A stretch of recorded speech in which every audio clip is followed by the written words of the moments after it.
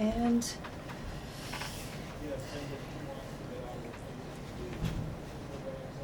I'll let you know once, like, the first person comes on. You're like, alright, so. Are your phones on silent? Yep. Mine's off. Yeah. Mm-hmm. If mine's on Do Not Disturb, it won't do anything. Mm-mm. But either way, at 2 p.m. we just go. I mean, we could just start it. It's 2. Go ahead. All right. And you can. Hold on. Let's wait. 3, 2, 1.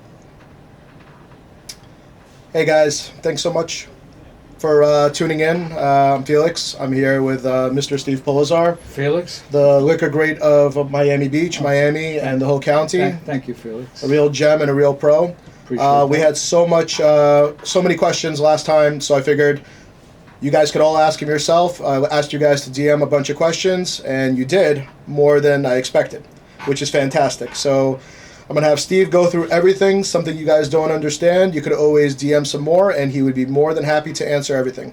I'm going to let the man introduce himself and tell us a little bit about himself and his background, and let's make it happen. Well, thank you, Felix.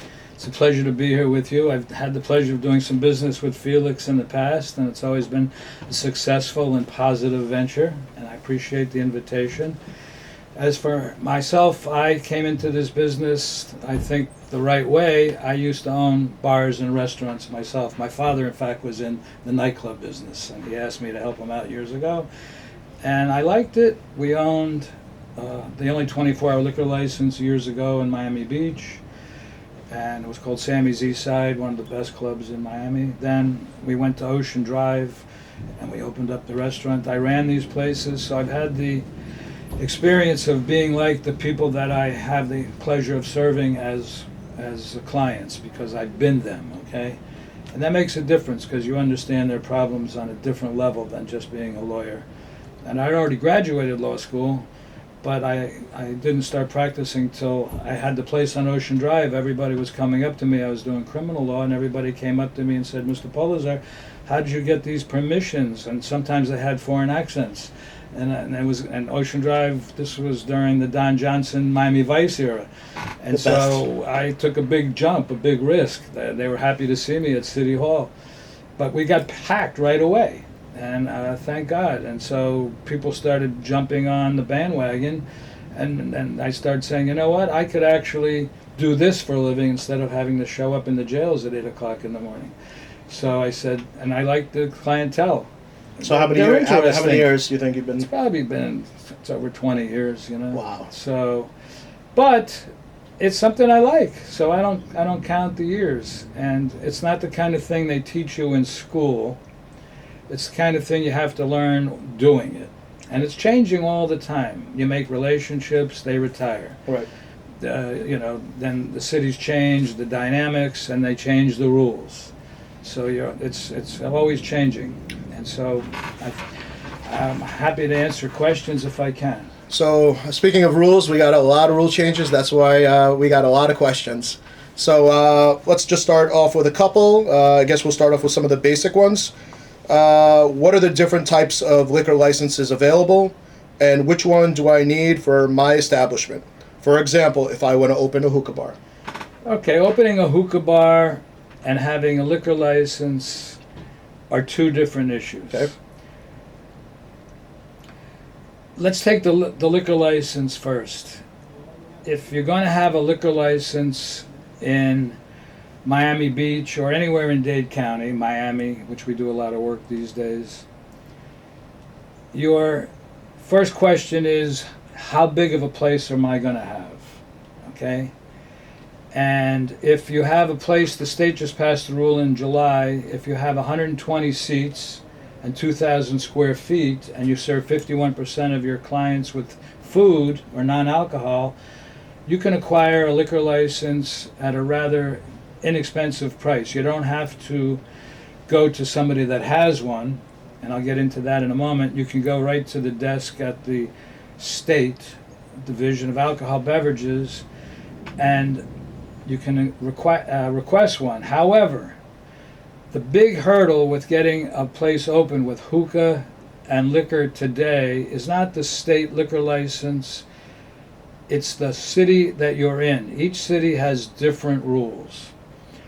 Miami Beach, for example, on hookahs, has recently outlawed them in all of South Beach. Wow, I didn't know that. Yeah, and I've had clients that made a lot of money with hookahs, and they had to take them down, and some of them have gone out of business because they were a good profit. $5 for the tobacco, $30-$40 for the smoke, and they sat outside. And now that's been discarded. You can't do it, and they don't even allow you to sell tobacco products like cigarettes in a lot of places anymore. In the city of Miami, or Doral, or North Miami, each city has different rules regarding hookah.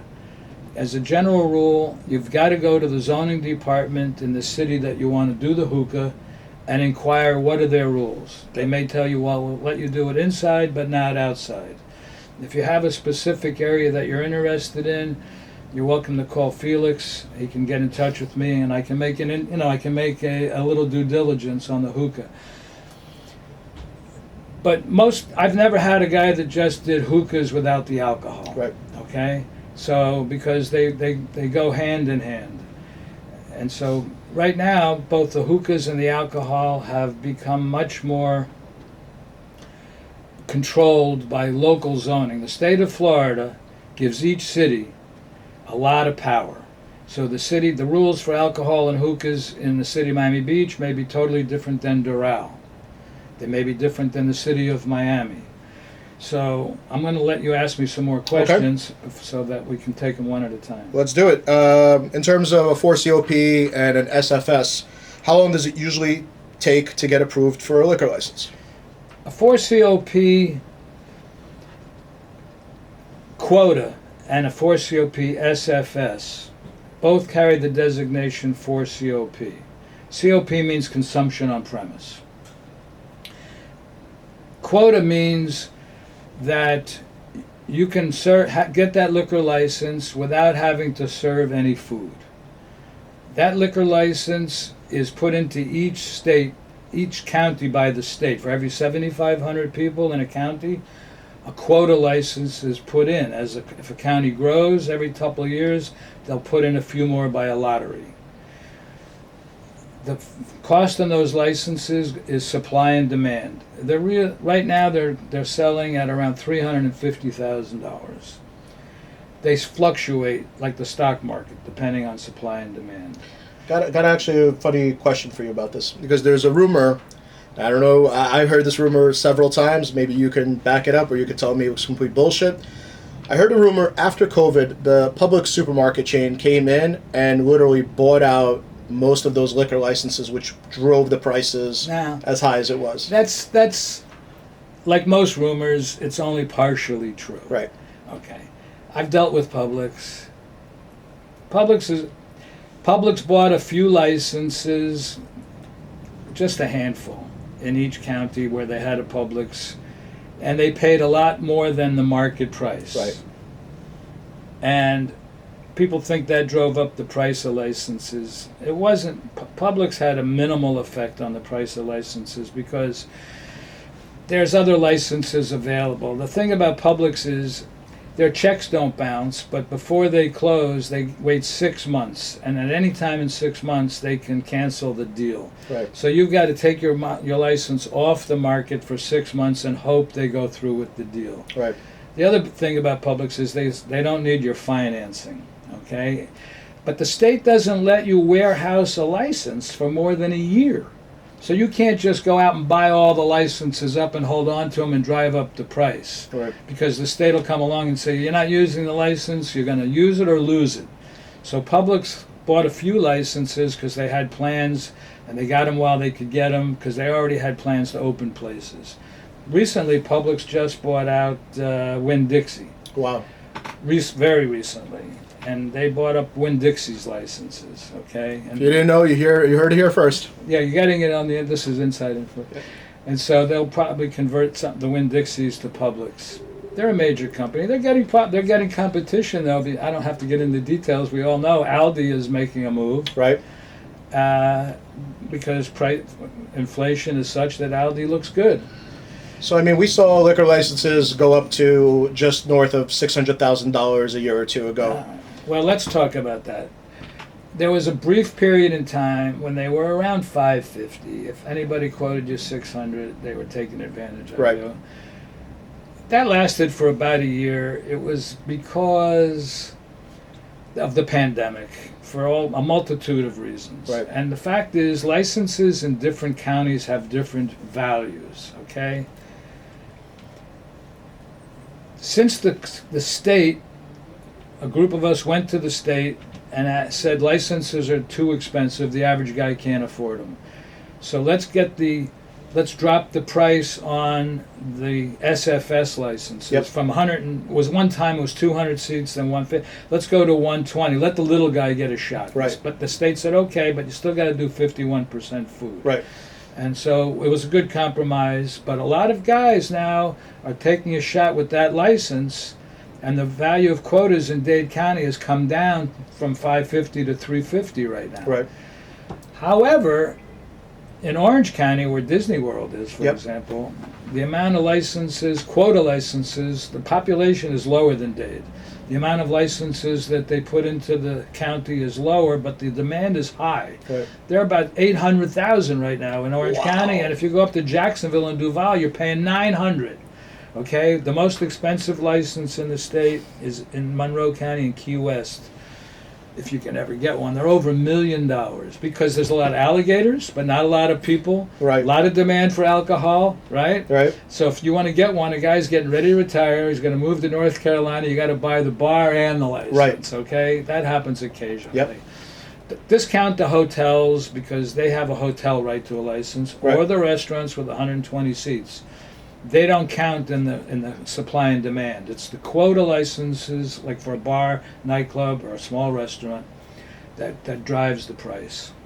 So now that we're in the 350 range, do you think what's your prediction? You think it's going to keep going south, more north? Great question, and I'll answer it for you because something happened recently that may have an effect on that answer. Oh, talk to me. First place, let me add, if the 350 sounds like a lot, some of the offices in Dade, we're one of them, lend money to a buyer of a license because he may not have 120 Right. seats, okay?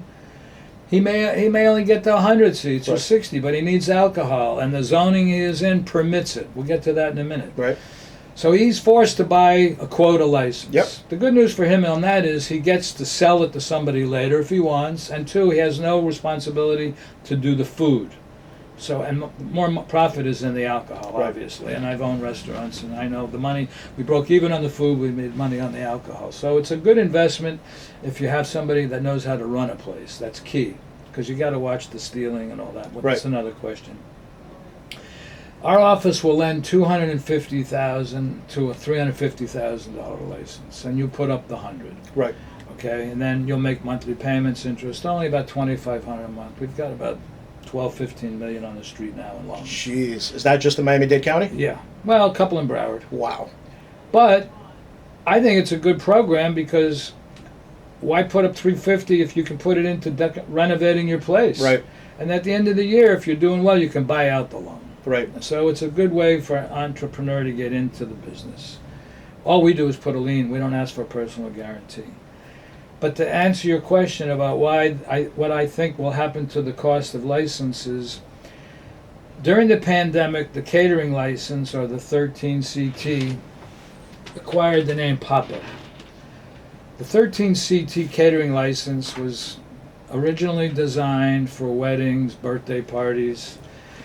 You would call a caterer, he would come over, you had 100 people, $100 a person, you give him a check for $10,000, he brings the liquor and the food, Right. and he takes over your house or your assembly hall and he throws a big party. And is that with a temporary use permit, or is that a special caterer permit? Well, if it's your house, you don't need a permit. Right. If it's an assembly hall, it's an assembly hall. And you have a special event, which would be a birthday or wedding or some special event. And that's what the catering license was initially designed to do. And it was a good product. During the pandemic, guys wanted to go, or women wanted to go into business, but the bureaucracy was essentially shut down. Right. you couldn't get a certificate of use in a timely fashion, or you couldn't get health department because you couldn't reach anybody. So you couldn't get a quota license or an SF license or even a beer and wine license. So the catering licenses are already out there floating around attached to a restaurant. So you would contact somebody that had a catering license and you would say, I'd like to use your catering license. I can't get my quota license. Let me use your catering license and I'll come up with a special event. Right. And the state would look, they let it go. Right. They get 7% on the sales. The cities and counties are closed. Guys want to do business. How long is this going to last? Right. So the state should have come up with a product that fit that requirement. So you got a round peg and a square hole. Right. But they're letting it go. Yeah. And it goes on and on. So now the pandemic's over, right? So meantime, people said, the hell with these quota licenses. I'll just get a catering license. And I'll just keep renewing it. And that was going on and now the state just got this is like last week, they Yep. just got a dictum from this Tallahassee. It's enough. We're putting a stop to these catering licenses, so-called pop-up licenses, because they're driving down the value of quota licenses. A guy has a quota license on one side of the street, he paid $350, and he sees a guy with a catering license across the street with half his customers, Yep. and he's calling up and saying, what the hell's going on here? And so they putting a stop to it. So now the catering license thing is grinding to a halt. They arrested a few people. So yeah, we're speaking of that. So just a tip: what happens if you get caught with a catering license? If you're got a catering license is still on the books, but they're now strictly enforcing the rules that are with the catering license. The caterer has to bring over 50% in food from the caterer per se. Right. The caterer has to have a person on the premise Right. that does it.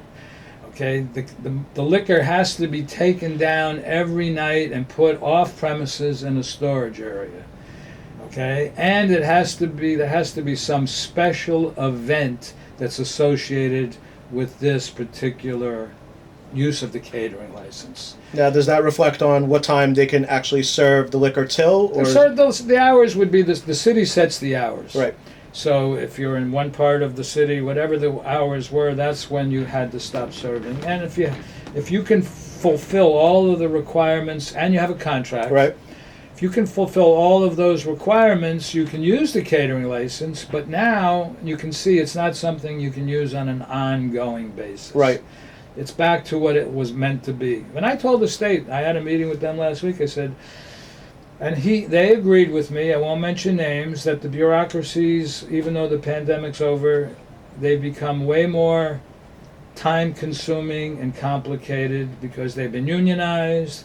A lot of them work from home, and what used to take a couple of weeks Right. can now take months to get through. Some cities are better than right now. Miami Beach is actually pretty good. The city of Miami is notoriously complicated, and the city of Miami has divided up the city into districts. Each district has different rules, distance requirements from churches and schools, Right. how many are permitted, how far you have to be away from another venue, and with every application in the city of Miami, you have to do a survey from a bona fide surveyor who they accept their results, submit it to the city with a check for $200 for them to review it, and then if you fulfill the requirements of distances and the other, depending on the neighborhood you're in, Wynwood right now is extremely difficult. Flagler is As we've easiest. mentioned before. Yeah, Wynwood can be done. A lot of people don't know that you got to be 500 feet away. The first 30 warrant things are out. You now have to be 500 feet away from another liquor license establishment, but people don't realize if you have the SFS for COP with 50% food, that doesn't apply. Or if you're a restaurant doing 50% food and the city will audit you, you can also be within 500 feet of another liquor license establishment.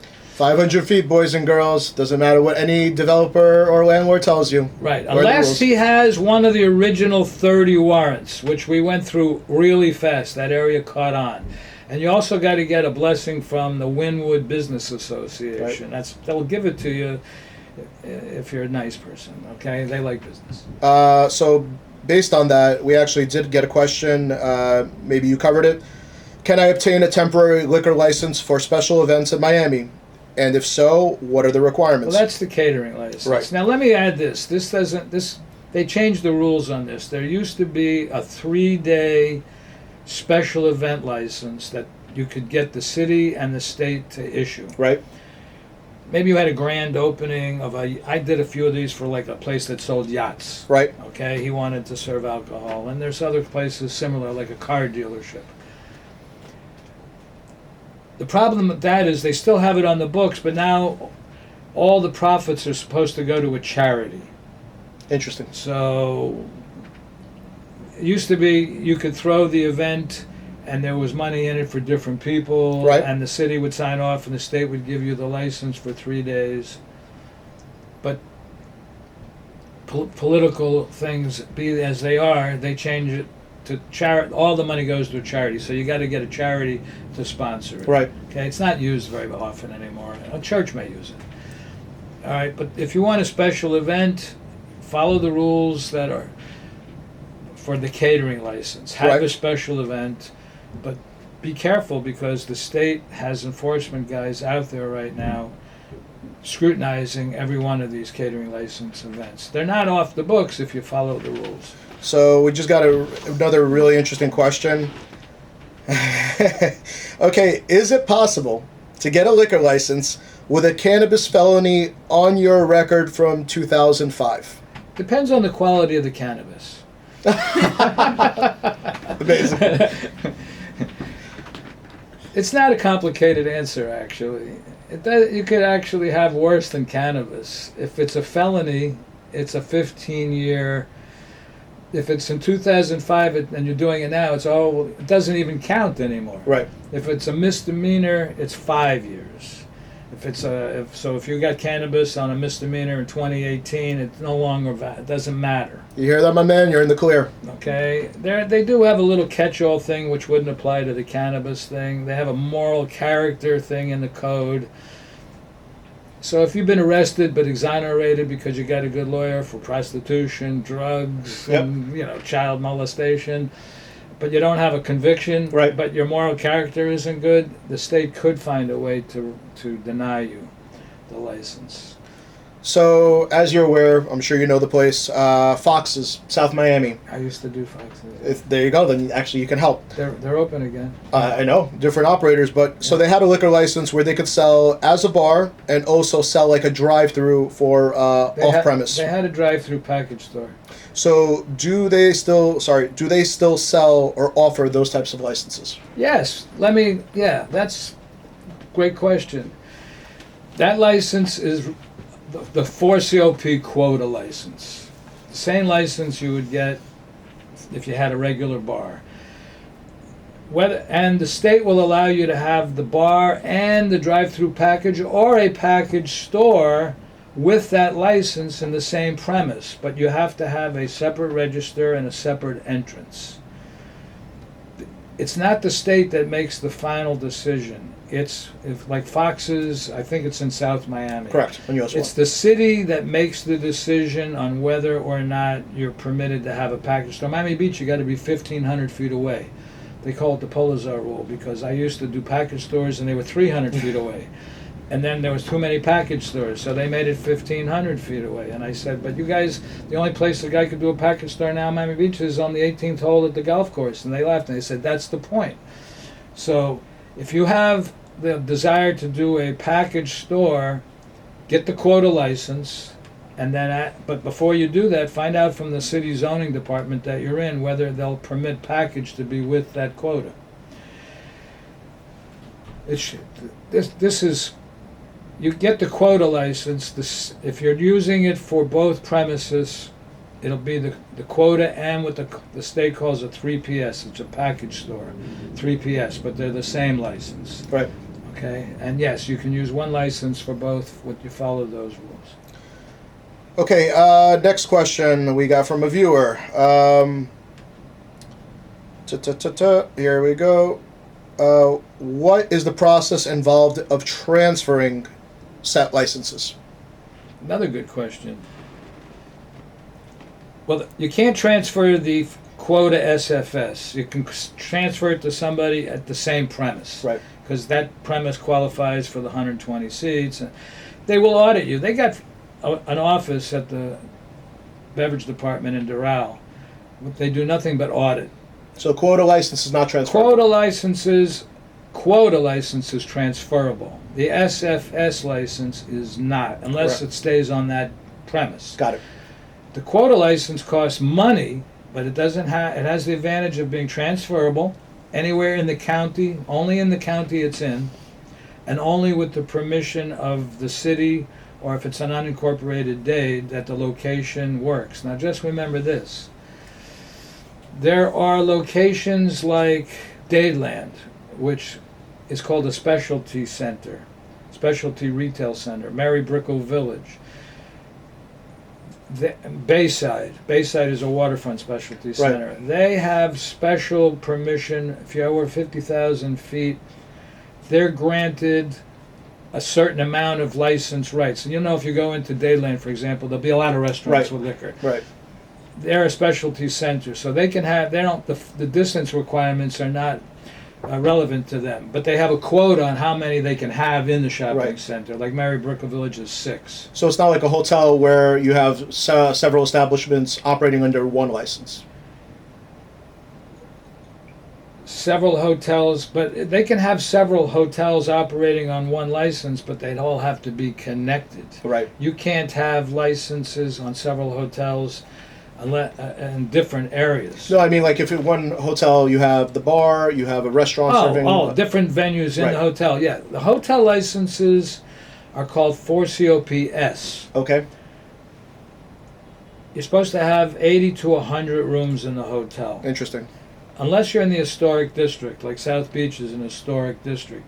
You can have one room, but you got to get a letter from the city confirming that you're in the historic district. It's not a brand new building, it's an historic building, like most of them are. Right. You submit that to the state with an application for a hotel for COP, and the state will grant you that. That license doesn't cost a lot. It's like a SFS license. Right. The hotel can use that for all the venues in the hotel, mini bars.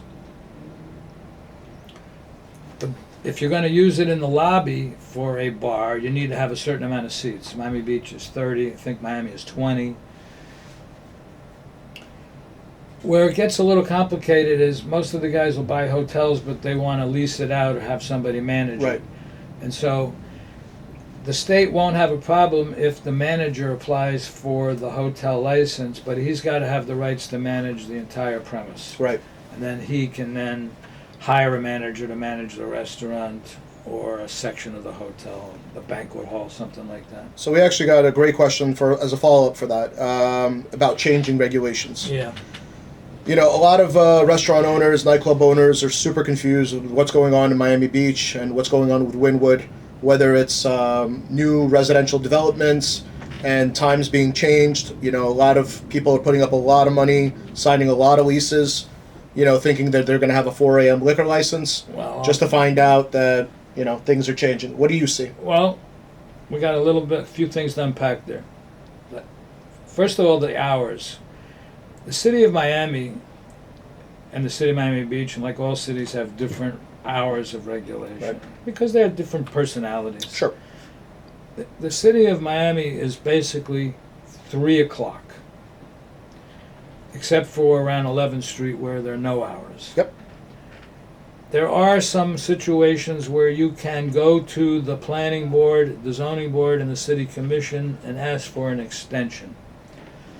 But you have to have a good theme, security, you know, package, parking package, you know. It's a somewhat complicated question. So if you're signing a decent lease in Miami, you're probably going to have to close at 3 o'clock. City of Miami Beach, because of the regulations, used to be 5 o'clock everywhere, but the city mushroomed out. The residents have a lot of power. They vote. it got so expensive to live on Miami Beach that a lot of the people that voted that were young people that worked in the industry moved off of the beach, so they can't vote anyway. So the power now is all in the hands of the residents. Right. And the people that get elected, they know where their bread is buttered. Right. You can make contributions to their campaign. It's not as powerful as 1,000 votes right now. Right. On the other hand, they have to maintain the tax basis. If it wasn't for that, it's hard to say what would happen, because they would like to make it a bedroom community if they could. Right. But this is a world's playground, so there's a lot of hotels. They got a $600 million convention center. If you're down there from Dayton, Ohio, you want to have a place to go. Right. But the city, to try, I'll say to their credit, they've tried to cut the salami and make the sandwich for both sides. So if you're west of Alton Road, it's 2 o'clock closing. Right. If you're south of 5th Street, it's 2 o'clock unless you have less than 100 seats. 41st Street, I represent the Forge over there when they were open. I got them grandfathered into 5, but up on 41st Street, it's 2 o'clock. They haven't really played around with the north end of Miami Beach. It's still 5 o'clock. And if you're in the entertainment district right now, along Washington, Collins, or Ocean Drive, Right. you're still good to 5 o'clock. But they make you take the tables off. You can leave the tables on, but you can't serve alcohol. You can serve food, but after 2 o'clock, no more alcohol. And that hurts. There's a movement that'll come up after spring break to try and reverse that, because it's political. We don't need to get into the details on that. But different cities have different rules, and but the city of Miami, don't sign a lease if it says 4 o'clock. Hear that? Till you check with the zoning department, or you call Ben Dursky here. There you go. Actually, one thing that me and you were bullshitting a little bit about was about spring break. Spring break. And based on what you saw, the last couple of weeks, I mean, I feel that obviously restaurants are getting killed by a lot of these spring break rules. Yes, I agree. You got to clean up the riffraff. What did you see the last couple of weeks? This goes back more than a couple of weeks. This goes back years. Right. There was a time when spring break was very welcome by the whole city. It brought a lot of business and not a lot of trouble. Without getting in details, over time, things changed. And let's just say it got a little out of control. Right. And then there's the media, which can advertise negative things, Sure. which is bad for the long haul of a district. So the city's tried over the last few years to curb some of the behavior. Unfortunately, it's not easy, and it didn't always work. I give them credit for trying, because they did try. The downside is you're going to negatively affect the businesses. Right. But in the long run, the businesses may be better if the reputation is better. So, and the residents have a right to complain if their neighborhoods are being terrorized. Right. Okay, so it's a political situation. Right. So you go in front of the board, they have cross conversations. They've come this year. They got a new mayor. He got elected on a law and order thing. So the spring break in Miami Beach, as we all know, has become draconian in many ways. All right. Long term, maybe it's good, because maybe they have another week or end or two to go. We'll see. Right now, so far, they haven't had a lot of negative publicity. However, I can tell you from my clients, the businesses have been sorely impacted in a negative way. Right. If your rent is really high, and some of those rents are extremely high, Right. and they take the tables off the sidewalk, or they close the garages, or they can't get over the bridge. Okay, that has an upside on crime, but your business is going to suffer. How do you pay the rent? Right. You wait all year. This is the season. This is what you've been waiting for all year. And now you got the landlord's got his hand out. Right. You owe me X amount, and believe me, those are high numbers. Right. But I'm sorry, I got closed down. I only did 10% of my expected gross. And then the city of Miami Beach is saying, yeah, well, you owe us money for the sidewalk cafes. Well, you declared an emergency and you closed everything down. The emergency declaration gave you the power to close us down. I think they left out an important part of the equation. Why aren't the landlords part of the program? I understand the long-term positive attempt, but everybody who's going to profit by this, if it works, should be part of the program. And I think that they always leave out the power structure, which stays in the shadows. Now, I told all my clients, check your leases to see if there's something in there that talks about an emergency declaration by the city and a government shutdown. Yep. Because you may have a right to defer your rent. Right. If you don't, then you should talk to your landlord and see if you can work out a deferral program. You'll pay what you owe him over 6 months. Right. And you, the city, should suspend your request to get payment for the sidewalk cafes that you're taking away. Right. And it should be noticed that the city tried this a few years ago and sued because the sidewalk cafe contracts were basically licenses and permits. Right. And they lost in court because people were grandfathered in. You Right. couldn't just take away their livelihood. You granted them, they paid for it. So when they expired, they changed the whole rule. The city said, we're now going to give you the right to have a sidewalk cafe, but it's a license that we have total control over. And you make any wrong moves, we can take it back. Right. And that protects us from you going to court and gives us a lot more power. And by the way, if you don't like it, it's too bad. We won't give you the license. So what are you going to do? So, just a tip, all the agents and brokers, if you're a tenant rep, start trying to include that into all your leases for your client to protect them You better. should do that. And a good landlord will understand. It also applies to the pandemic. If they have the pandemic and you're Right. shut down, how do you pay the rent if the city says you can't even open up? That's So right. it's something that I advise my clients to think about, and now it's come to pass. Right. We're getting flooded with some new questions. I do a bottle engraving. Do I need a liquor license if I buy a bottle and engrave it and mail it to a customer? As a one-time person? Yeah. Or as a business? No, as a one-time person. I would forge my name on the shipment. There you go. Look, there's no license for I'm not going to address the one-time bottle engraving issue.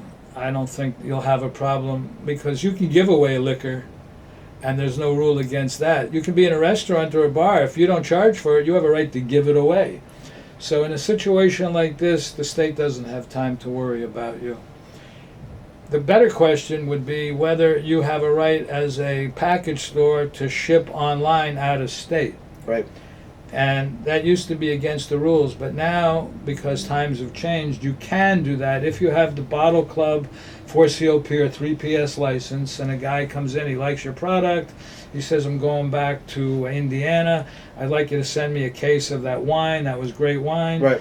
You can do it online, but the transaction has to be take place and transacted on your register and at your address where you're licensed, Right. and then you can ship it out. Here's a conspiracy theorist question. We get a lot of those on my page. Governor's friend and donor won a quota license in an expensive county. Do you think the lottery is manipulated? Well, I never won the lottery. However, I do know some guys that have no relationship with the governor that have won too. Look, I'm not going to put down the governor and say Sure. it's manipulated. Who knows? All I can tell you is it's a great opportunity. And I want to say this industry is a great industry. Right. Okay? Let me just add this. There's a way to get to the final destination if you follow the prompts. Okay? Don't listen to, no offense, the course. broker and the landlords. They don't always know. It may not be intentional. But the rules are a little complicated and a little convoluted, Right. but there are ways to get there. The time factor is longer because it's more convoluted. So when you talk to your landlord, you got to have permits can take months. Right. Liquor licensing approvals can take months. So Right. when you take over a new space, it's important that the landlord be educated and realizes you can't start paying rent before you get open, but you operate in good faith. I have guys, some serious guys, that have taken a year. from scratch, built out beautiful places, and it's taken them a year and 2 months in order to start selling any alcohol, and they had to deal with the landlord because they had not enough time. The landlord wanted them to pay rent. So I'm telling you, if you're going to do it, you can get there, but you got to do it correctly. Don't let your emotions be your guide, okay? Get some information, make a rational decision, get a rational deal. Licenses are available. You can get financing. If you get over 120, you can get that kind of license. Just cover your bases and you'll be fine, okay? But it's not a playground for for children. You gotta be a little adult about it. Right. Hello, with 4 COP, can my restaurant become a bar? I'm guessing they probably meant with an SFS. Yes, a 4 COP, but you've got to go to the city and have them put on your certificate of use the right to be. Restaurants are easy. They wear white hats. Right. Nobody's against the restaurant. Neighborhoods like restaurants. Voters like restaurants. You just got to go through, a couple of, check off a few boxes. The alcohol and like gambling, it's a much more controlled situation. Right. Food is relatively easy, but you got to have enough bathrooms. You got 150 people. You got to have at least one handicap bathroom. Make sure you got one for men, one for women. But those are simple things. With food, you don't have problem. It becomes alcohol and gambling, which we know is difficult. All right. A lot of those are answered, and I know Steve's time's pretty valuable. Everything else, obviously, we will defer to Steve. Anybody wants to get in touch with him, DM. I would love to make an intro for all you guys. Just final thoughts. What do you feel is which way are we going? Do you feel that we're going in a positive direction? Do you feel that we're cannibalizing ourselves? I personally think that a lot of neighborhoods are cannibalizing themselves by putting in high-end concepts, but we're not attracting new people. I feel like we're starting to fight over the same people. Restaurants and bars are like show business. All right. They're very attractive. When you're a successful bar, nightclub guy, and I've been that, everybody wants to be your friend. Right. And so there's it's different than owning a shoe store, Yeah, it is. And Miami is a city that's attracting a lot of people today for a lot of reasons. Other cities are making problems. Last question. I think I had to ask I'll this answer one. that, but some neighborhoods they may be getting more than they can possibly handle, and the inflation factor and the cost of going in. You got to get a good deal going in with your landlord. Well, with neighborhoods, you got to have a good marketing right. wing, and you got to have a good marketing. A lot of success today isn't just being nice to people, unless you're out in some neighborhood. But if you're in the main area, I don't need to tell most of the people listening right. to this. You need a good marketing wing to push people to your place. Then you got to treat them right. So with the prices skyrocketing, neighborhoods like Brickell, south of Fifth, what neighborhoods do you think are kind of the future? Where is it a little easier to maybe get a license? Where do you feel that somebody might have a good, option for possibility for success because of the costs being a little lower and the laws being a little easier in certain neighborhoods? Like, what do you like? Well, the one neighborhood that right now has the least amount of complications is Flagler in downtown Miami. It's called the Zone. It goes Flagler and a couple blocks on either side. Right now, the city of Miami is promoting it, and so they've dropped all of the requirements from churches and schools and other liquor licenses, and eventually they'll close that window. And I have some clients that are going in there, so there's a good opportunity there, and the rents are still within reason. You hear that, Moishe Man? You're welcome. Moishe's a nice guy. He's great. He's awesome. We love what he's doing for the neighborhood. He understands business, Moishe. I'll give him his that. That said, you got to come in capitalized as well. Right. Okay? Because, very few places start making money from day one. You're going to have to build it up. You got to have, I used to say, a year's worth of money. Let's call it 6 months. Okay? And know how you're operating. And alcohol is a very important ingredient in making your profit. My philosophy was always get the best product Get somebody that knows how. I'm not a chef. Get somebody that knows how to have a good menu, price it right, break even on the food, and make your money on the alcohol. I love Okay? it. And you'll make money if you do that. Everybody, I mean, I think that was pretty awesome. Steve, thank you so much. You're welcome, Ben. We're going to hook all you guys up with Steve. Any other questions? Maybe we'll do a part 2. Thanks, guys, for joining. Steve, thanks so Thank much. you, Mr. Bendarski. Always a pleasure, brother. You're welcome. Thank you. Have a good one.